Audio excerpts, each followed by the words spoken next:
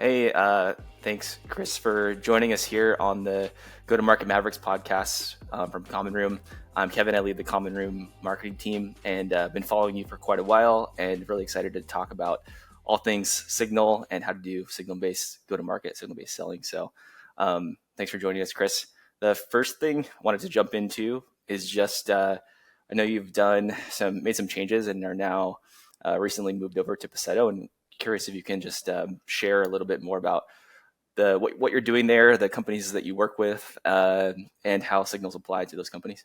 Yeah, for sure. So for the first 5 years of my entrepreneurial journey that started in 2019, I founded and then was the CEO of a company called Refine Labs, which is a digital demand agency for B2B companies, mostly tech and software, but we also have financial services and manufacturing and medical technology and play in a lot of different B2B spaces, specifically for companies that are selling larger deals and have an enterprise sales team. And through that experience and working with a lot of companies and looking at all their CRM data and understanding how they made investment allocations and how they were planning and forecasting and things like that, I discovered sort of like a new problem in the market, which is that B2B companies do not have sufficient data to be able to make strong, confident decisions at the executive level about how to invest and allocate, what resources do we need, where are the places where we're doing a lot of things that are totally unproductive, whether that's at a sales development level, a sales level, a marketing investment level, marketing headcount level. How do we then isolate those things and then be able to make changes in how we invest and allocate in our strategy to be able to deliver an appropriate ROI? There's been a massive shift in the market that's been happening over the past couple of years with the economic slowdown, where go-to-market teams simply are just bloated.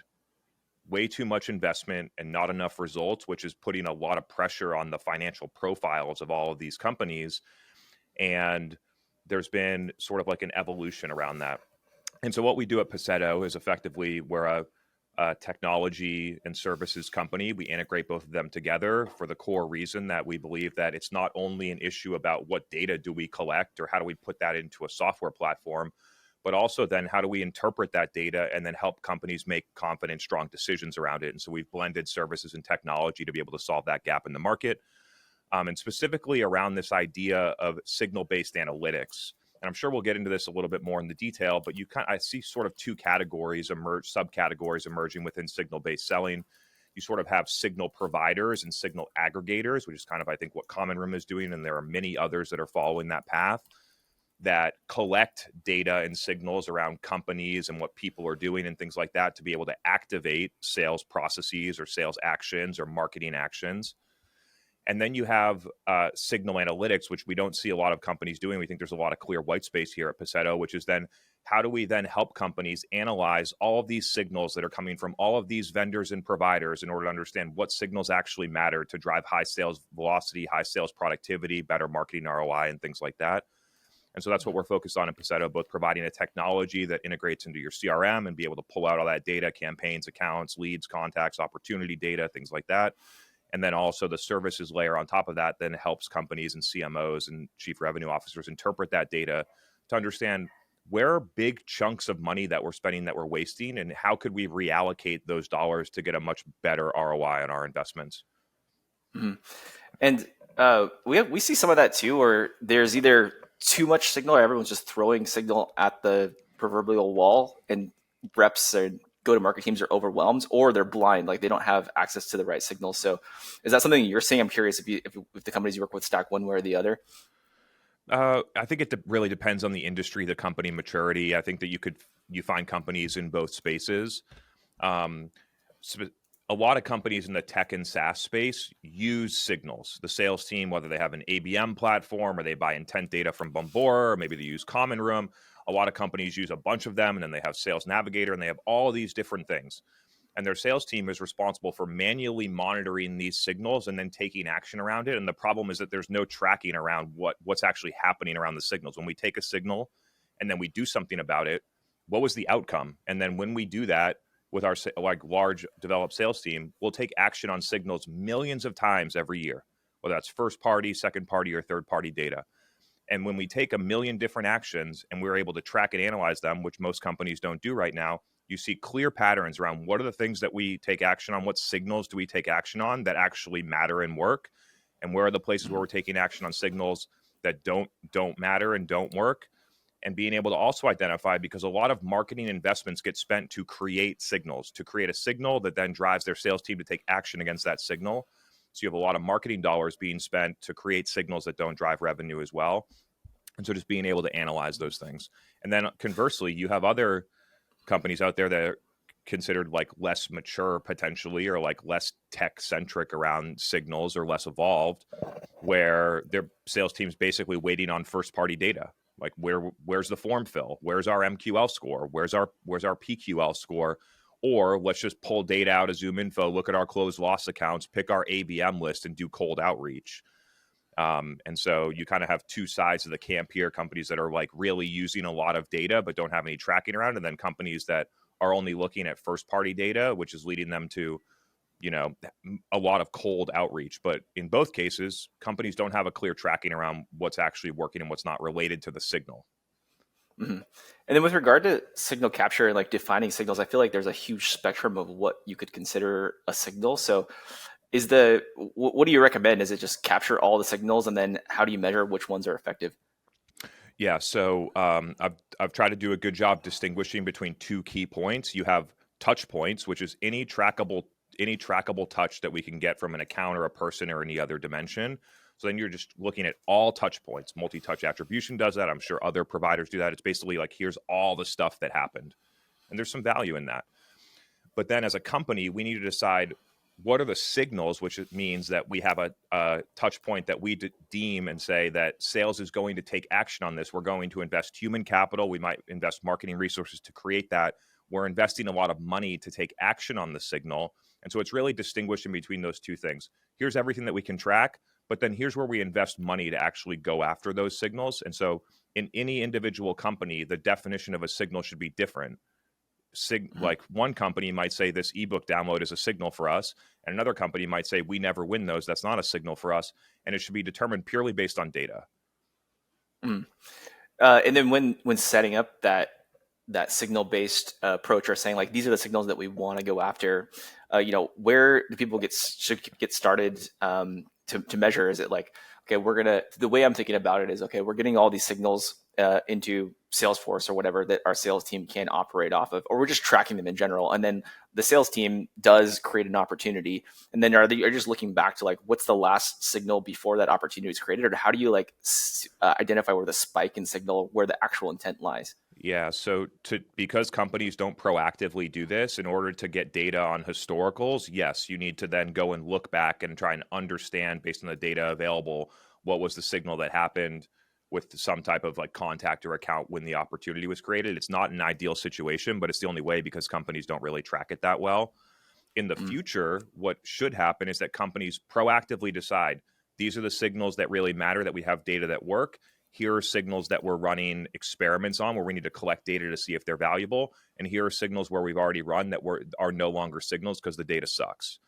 And then basically everything that your sales team is doing has been programmed based on the account demographics and fit, the personas inside of that account, and the signals that those people and accounts are sending you, which then creates a foundation for AI to really make a difference for B2B companies. So I think that in the future, this foundation will set up a lot for what AI can do, 2, 3, 5 years down the road. Yeah, you bring up a really good point, which is the not only the signal is a signal showing intent, but also is the fit from the company or the person behind the signal, within your ICP. So can you talk a little bit about that? Like, how important is it to make sure that the signals are coming from the qualified accounts? Yeah, I mean, like if you think about like the evolution of B2B go to market, for a long period of time, it was just lead based. Like sales didn't have contact information, Zoom Info and other platforms weren't available. There wasn't third party intent data. So what marketing needed to do was basically create a lead to get a phone number and email address so that sales actually had somebody to go after. That was like 2010 to 2017. Then we had this big rise of account base, with the idea of basically putting filters on top that say, these are the accounts that matter. So only these things are what we're going to, quote unquote, go after credit, marketing, and sales for. And so there's already been like companies that are evolved in their like account-based journey already apply like filters across their different segments and tiers of accounts and say, these are the things that already matter. So those companies have kind of done that. And then the next level will then be creating two dimensions. Then you have account fit. So only these accounts matter, and they should be tagged, their websites, all that stuff should be available in Salesforce, whether you have a million accounts in your TAM or 200, they should be tagged. You should be collecting data on them, things like that. And then layering on top of that, what are the signals those accounts are sending us, and then be able to look back historically around the signals and the fit, and be able to determine for our enterprise segment in EMEA, these are the signals that really work. For our mid-market velocity in Canada, these are the signals that really work. And companies, if the data was collected the right way, would be able to see that and see patterns on it, because the way that you win enterprise accounts and the signals that matter to those accounts are dramatically different than of a 100-person SMB company that's going to go through your product-led motion. Mhm. And so I think that those two different dimensions put on top of one another give companies clear, actionable insights about what to do. And then following after that, it'll be right fit, right signal, and then after that, it's going to be right message. So then after that, we might have AI be like looking at data, running personalization, trying to figure out what is the right message to send these people, what is the right channel, time between Mhm. actions. Should it be a human doing it? Should it be automated? And so I see that So sequence of how things work. yeah, I guess it's a natural sequence where there's the two prerequisites of right signal, so you have the context of what the user journey is, and then like what the account is, and then tying those two things together that leads to right message, because you can use the context from what happened along with what you infer based on the account to compose some sort of outbound message that converts highly. Is that the general thesis there? Yeah, and you kind of have these two things happening in parallel, where companies are starting to evolve their journey around like signal analytics and signal tracking, aka how do we reach out to the right people at the right time? And then simultaneously, companies working on like outbound or outreach optimization, looking at what are the right sequences, how do we look at data to be able to determine, hey, this step doesn't matter, let's cut that out. This subject line's working, but it's not converting. What can we do to optimize that? And they're kind of running these two things in parallel. But the way that I see it is it's really difficult to send the right message if you're not doing it at the right time based on data. And so I almost see like a little bit of a sequence. We have filtered accounts, so now we know we're reaching out to the right people at the right accounts. Then we have to know what the right time is. Then we have to optimize the message around the fit and the time. Is it typically like a real time thing where it's like strike while the iron's hot? This person showed this signal, or this account showed this signal. Like speed to lead matters, or is it more just like, I guess the question is, how much does time matter in terms of following up? To be honest, I don't have enough data to really determine that right now. I don't know based on a third party signal whether 2 minutes is the appropriate response time or 1 day would work just as well. We haven't collected that level of data yet. That could Mm. start to get pretty advanced. And I think we're several years away from really understanding that. In theory, and based on historical data, right? Like the things that have been running where people have collected data on this was like, let's get 1 million people to download our ebook through a Google ad, and then let's follow up with people that really didn't ask to talk to our sales team. And when we run that experiment, it really matters that we follow up faster. It matters that we follow up within 5 minutes. And so past data shows that time matters, but the environment, the circumstances of that experiment don't really match the reality of what it is today. So I think it's still difficult to really tell. Mhm, mhm. Going back to that time period of, I mean, I was guilty of doing this as a marketer, getting a lot of ebook downloads and then saying like, oh, these are from the right fit accounts. Like here, sales team, hand this over to them and have them work those. And they just come back and there's like, this is not as good as just going cold outbound Mm-hmm. essentially. And so um, that is one signal, but like, how have you seen things evolve and what signals are becoming effective? So like that time period of like 2 to 5 years ago, I feel like is antiquated now and people don't use it. So how have you seen things evolve, and like why is now the right time for, or why are people investing in this right now?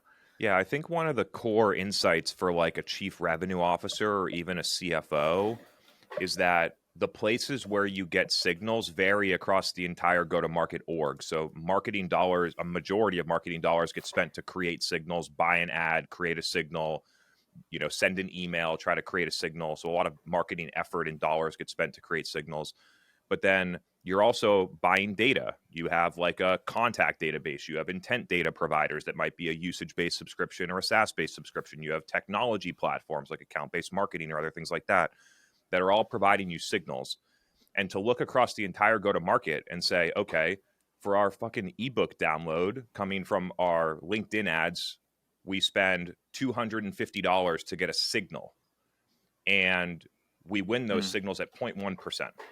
And then from our intent data provider over here, provider X, Y, and Z, we spend 75 cents for a signal, and we also win those at 0.1%. And so why are we spending $250 to get an ebook download over here when we could just buy more of these signals from this provider at, 0.04% of the cost?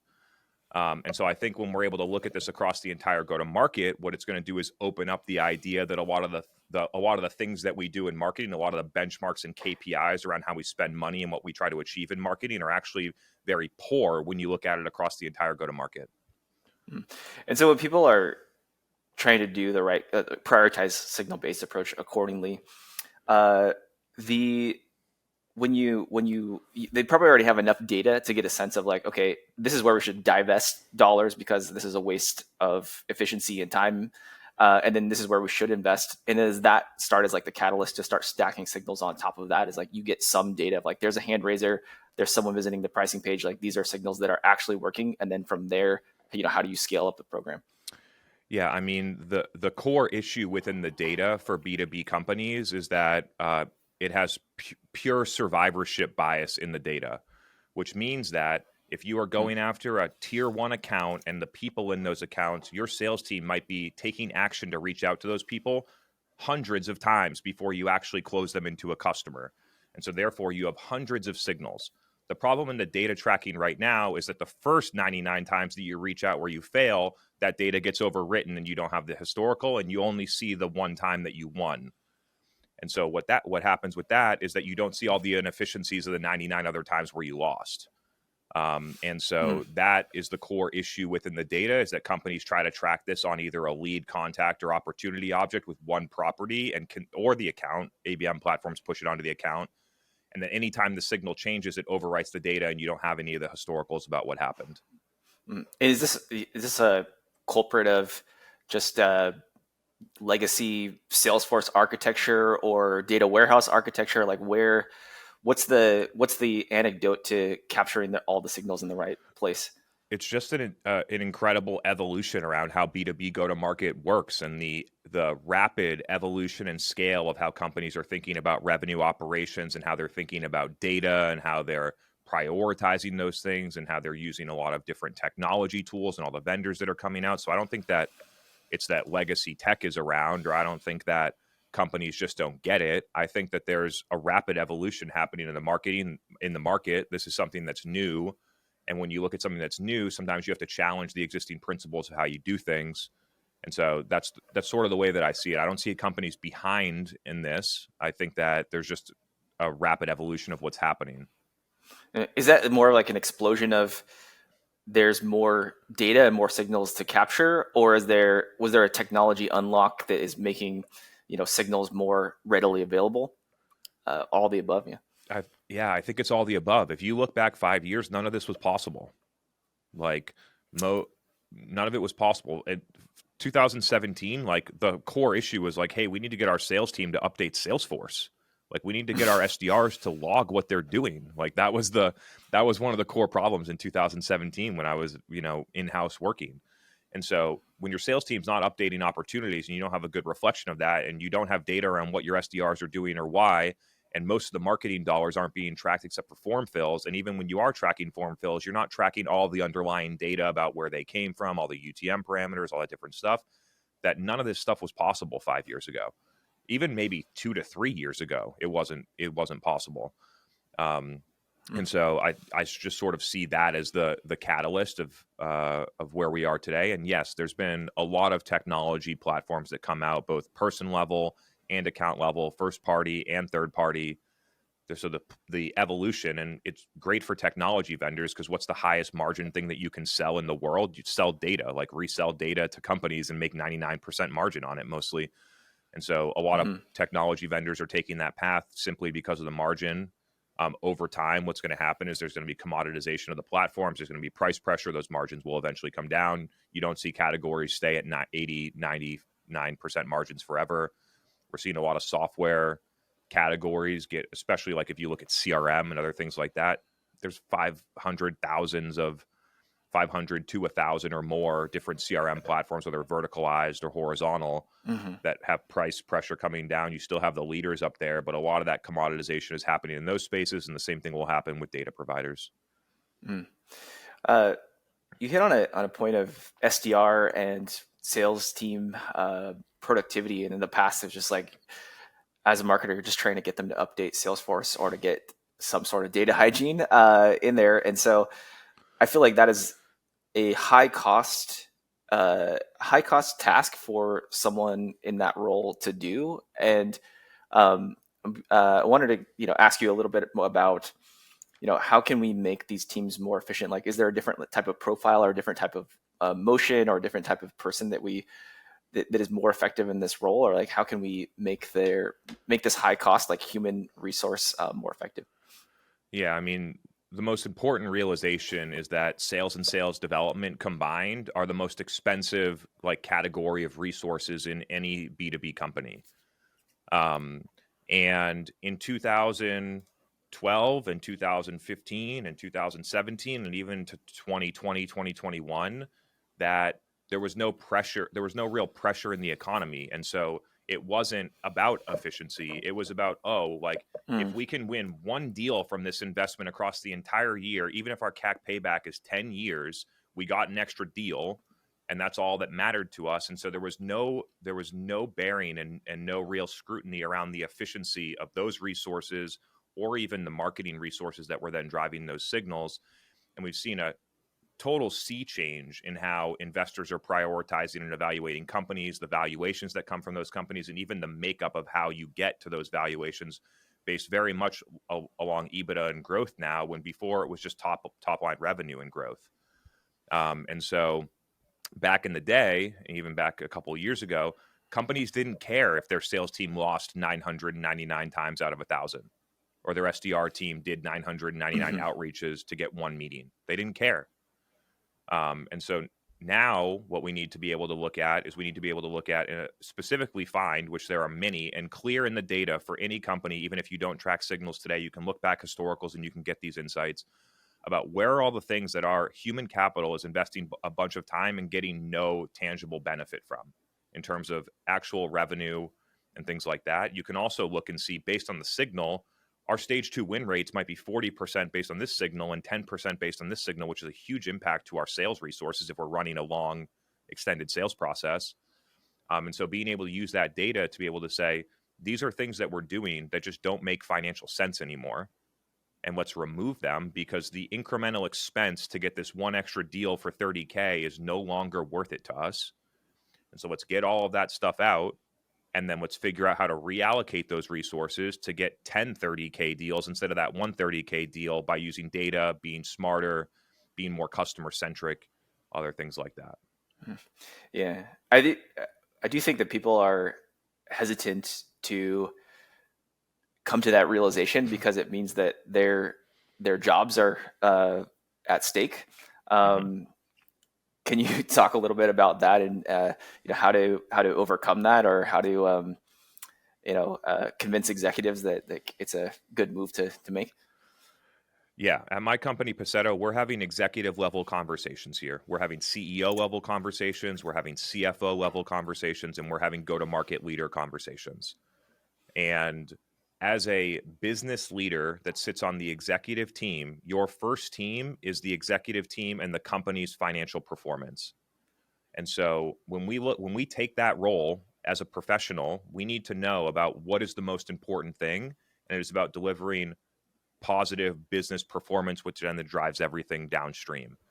Now, what companies do today is they expect that their manager or director level employee that runs Google search, or their director of sales development, is going to wave the red flag and say, "Hey, what we're doing isn't working." And there's no way that we can expect that level of person doing that level of job to say that their function or the budget that they manage is not working at all. What their job is to, what they're asked to do, and what they do is scratch and claw and try and find as much data as possible across anything to show that their thing is working, and mostly using second or third order outcomes.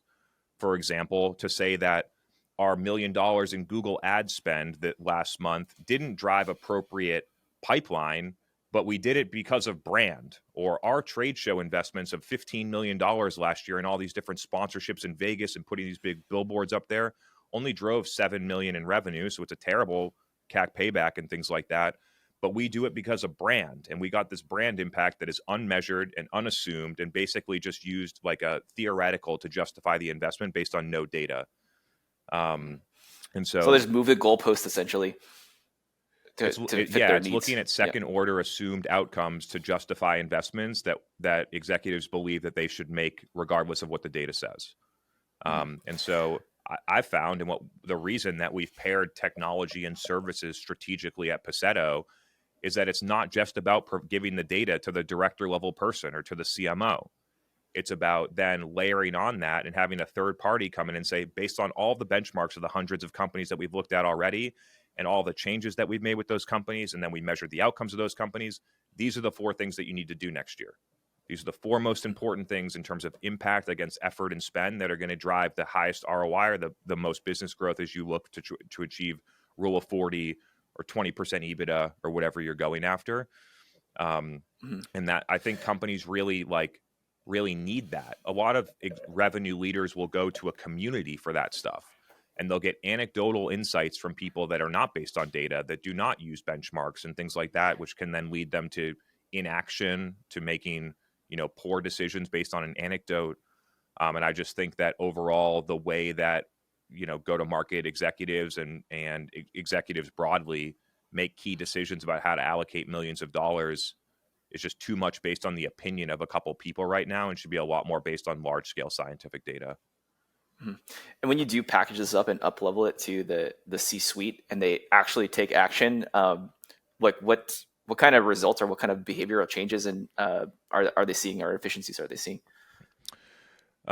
So you kind of have a couple camps in our findings. And so I'll walk through a couple of them. So one outcome is we'll have X, Y, and Z finding for a company. Hey, you spend this much on Google Ads and you're getting this terrible ROI, and here are all the places where the ROI is bad, and here's the place where the ROI is good, and so therefore you should lower your Google Ads budget by 45% next year or whatever.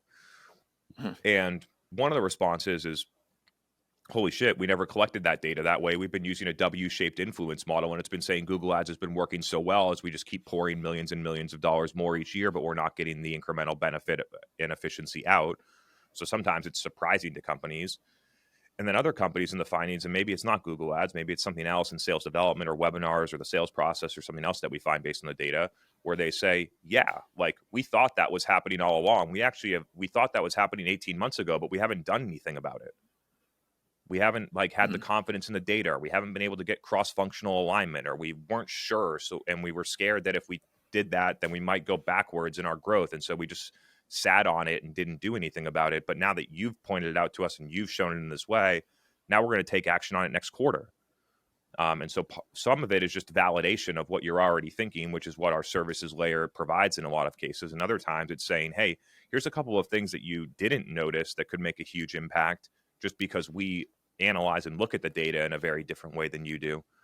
And there are some clear patterns. I can mention a couple of the patterns that we see. Sure. Within the events budget, a majority of the investment in events goes into physical events and sponsorships, things national trade shows, regional conferences, things like that. And then you have like a small amount of spend that goes to curated local events with like 20 people or a dinner with 10 people. And then you have things that go to virtual events and webinars and things like that are relatively extremely lower cost than some of those physical events. And all of the low cost things are what actually have the signals that drive the results, not the national trade shows. And you can see this major, we spend all our money here, but we get all our results over here. I'm not saying that you shouldn't go to any trade show, but maybe we should go to 4 next year instead of 27. Maybe we should go to 17 next year instead of 27. And being a lot more selective and responsible, especially when the data around the return on investment is so fucking clear that like we just need to be more selective around these investments. And then to know, okay, all of these signals really matter. Should figure out how to activate sales more against these signals. We should figure out how to make this an always on engine so that we're doing a virtual event every week instead of one time a quarter. We should figure out how to make these dinners scalable so that we're able to do these in every city every month instead of one time in that city once a year. And having that realization and that level of focus allows you to put a additional small amount of money over there and get a massive impact on results. And like, really, when you think about go-to-market efficiency, you have to look at all of the things that we spend money on from top to bottom. Then you have to look at the outcomes of all the things that we spend money on. And is that calculation perfect? No, it's not a perfect calculation. You have to use your brain. You have to look at different dimensions of data. You have to be able to assess those and not just trying to get one number out of a software platform. And you look at all those things and say, here's where we spend a lot of money and we don't get an appropriate return. We need to get rid of these things first. And then here are the things that are really working for us that deliver an appropriate ROI. What are the things that we can do to make these things work even harder for us? Those are the first two steps. Cut the things that you already do that don't work, accelerate the things that already work. Then after that, then you layer on new stuff. Then you try and start your podcast or your connected TV advertising or your billboard campaigns or your new AI sales development outreach or something new. But really, a lot of companies reach for something new while in their data, clearly, there's a bunch of stuff they're doing that doesn't work that they spend a lot of money on. And there's a bunch of stuff that already works that they're not focused on or driving, incremental impact from them. And so I think there's a balance between, it's actually like a prioritization, fix the things that you're already doing first, then layer on new things that you have hypotheses around will deliver better ROI and outcomes. Yeah, so you're not filling garbage in first and clean up house, and then you start from almost like a clean slate. Yeah, I mean, I talk to companies that are like that we do projects for, and at the end of the project, we say, we'd love some feedback around like the outcome of this project. What did you like? What did you not like? What you didn't get that you expected, and things like that.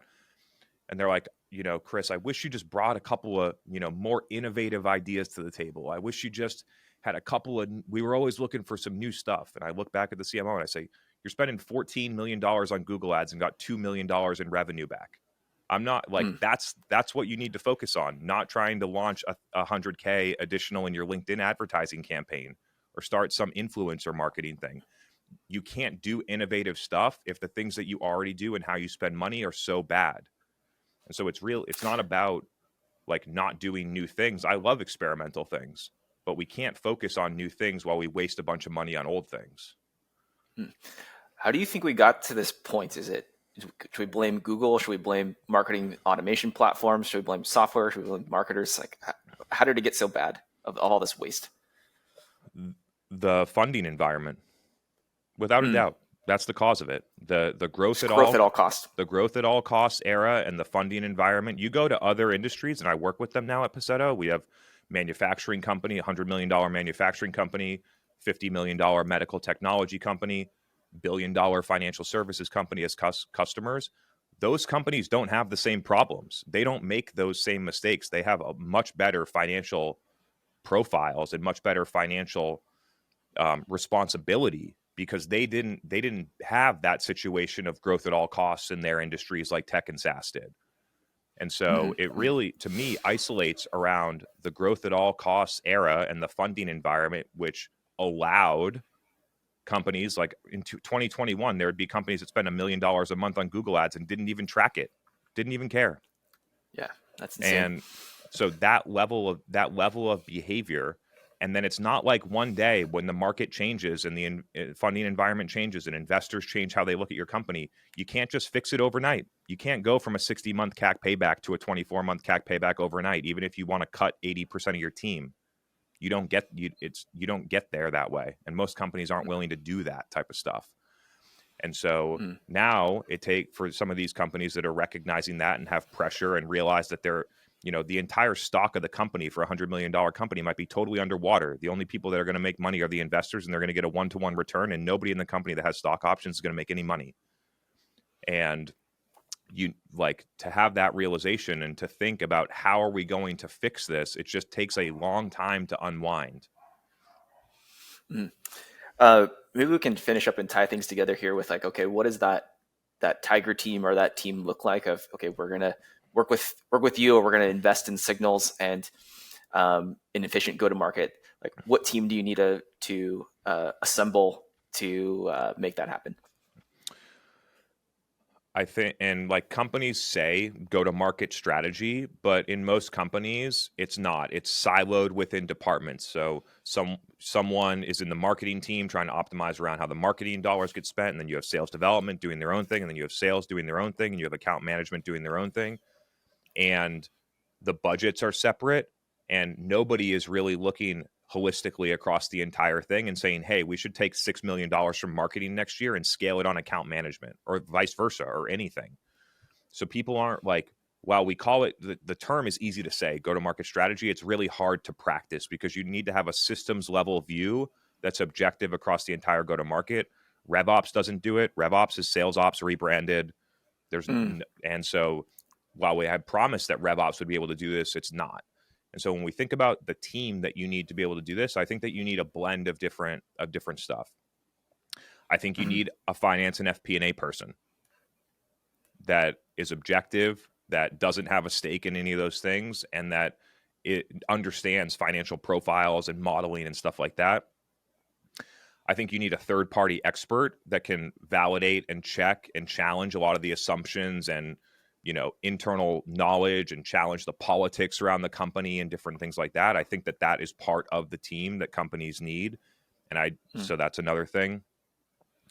I think that companies need a data person, ideally a data person that also has sold before or has executed marketing before or something like that. Another issue with RevOps is that they're data and tech people that haven't held the bag, that haven't actually sold anything, that haven't run any marketing campaigns. And so it's really hard for a person from that level to weigh in on go-to-market strategy when they've done nothing practically around actually doing those things.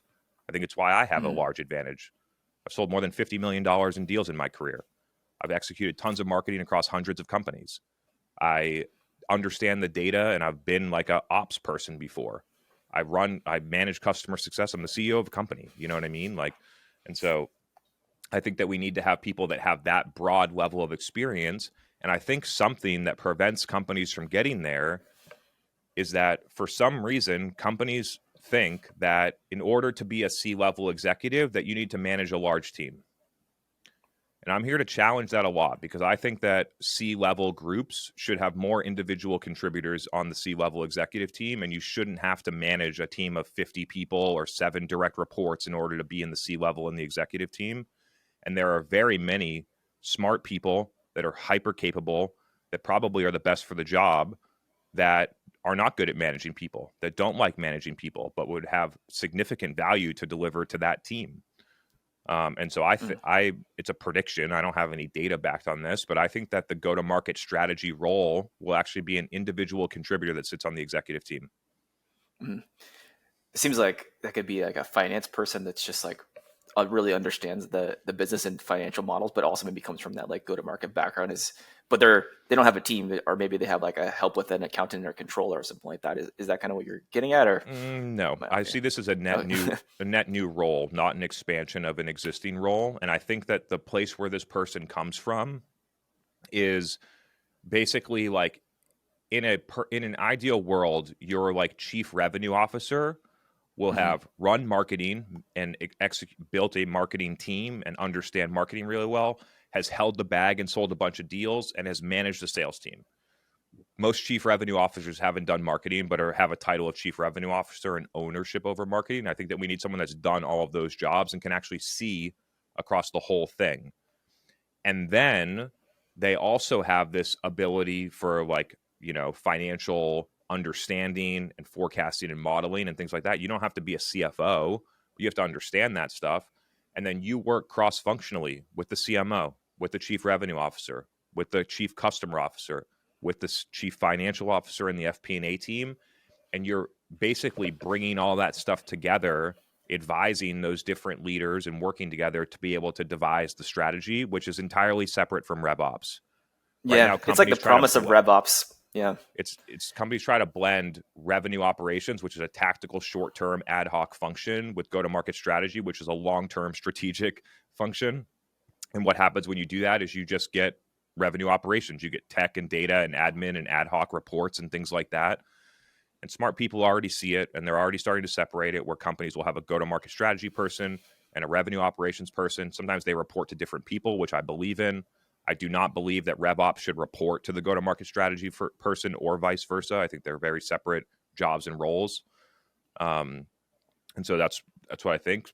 Some companies will use us for that job, right? Like you don't need maybe you don't need a net new person on the C level, but you need somebody that can go and look across the field and see those things. So maybe for a short Yeah, period of time, Passetto has an advantage there, because it does seem like a unicorn type of position that is it would be really hard to fill, like a needle in the haystack. But yeah, maybe that's the point of at the working with a moment it third party is, too. because it's an entirely new job that people haven't considered before, and they're, especially in tech SaaS, but across the entire professional space, that there's been this idea of hyper specialization, that you should be a T-shaped marketer, you should be like a hyper specialized type of role. And what it's great, you can make a career out of that. You can make a career about being the best SEO or SEM person, but being the best SEO or SEM person does not make you the person that's going to run go-to-market strategy.